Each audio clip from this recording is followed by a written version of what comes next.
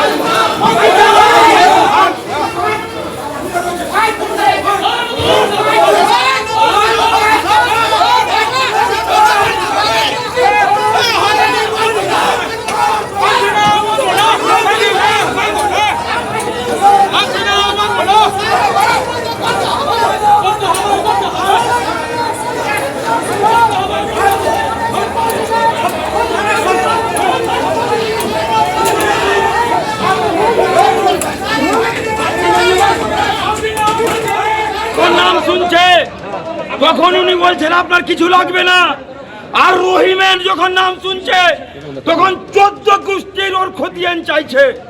এই টিচারিটা নির্বাচন করেছে, আর ফারাক্কার মানুষকে বাঁচাতে গিয়ে যদি গুলি খেতে হয় মনিরুল ইসলাম আগে গুলি খাবে। এই যে আন্দোলন চলছে, এই আন্দোলনে যদি আমরা সুরাহা না পাই, এই যে ধর্ণা লাগলো, একটিও কাগজ আমরা দেখাবো না। তৃণমূল বিধায়ক মনিরুল ইসলামের নেতৃত্বে একেবারে তাণ্ডব চলে বিডিও অফিসে। যে ছবি আপনারা একদিকে দেখতে পাচ্ছেন, একদল তৃণমূল সমর্থক একেবারে বিডিও অফিসের ভেতরে ঢুকে পড়েন, যেখানে নেতৃত্ব দিচ্ছিলেন। এই যে ভাঙচুর চলেছে, এই যে তাণ্ডব চলেছে, একেবারে তৃণমূল বিধায়ক মনিরুল ইসলামের উপস্থিতিতেই এই ঘটনা ঘটে। এই আরোর মুখে ফাইল ছুঁড়ে মারলেন তৃণমূল কর্মীরা। দেখুন সেই ভিডিও।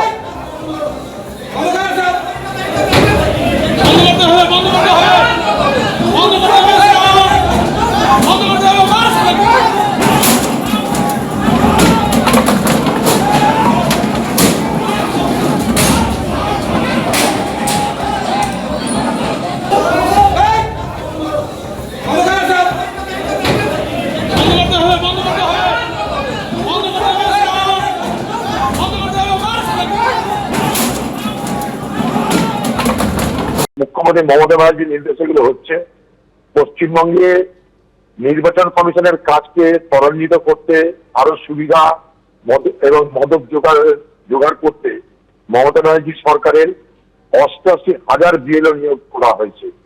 বিডিও কারা, এসডিও কারা, ডিএম কারা, এআরও কারা, তারা তো সব সরকারি দলের অর্থাৎ সরকারি কর্মচারী, তারা তো এই সরকারের কর্মচারী। নির্বাচন কমিশনকে এই পশ্চিমবঙ্গে কেউ কোনো বাধা দেয়নি, কিন্তু মুখে বড় বড় বাধা লাগবে, কেউ কোনো বাধা দেয়। সব কাজ হয়ে যাওয়ার পর যখন বিয়ের পাতে আর কিছু নেই, যখন বিয়ের পাতে কিছু নেই, সব খাওয়া দাওয়া হয়ে গেল, অন্তিম চরণে পৌঁছে গেছে, তখন এখানটায় এই নেতাকে নিয়ে একটা হাওয়া চলছে মমতা ব্যানার্জি যেমন করে যে তিনিই সবাইকে রক্ষা করবেন। আচ্ছা, বিএলওগুলো কাদের, কার কথা উঠাপাতা করছে? পশ্চিমবঙ্গ সরকার কেন ভ্যালিড কাগজপত্র দিচ্ছে না? এবিপি আনন্দ, এগিয়ে থাকে, এগিয়ে রাখে।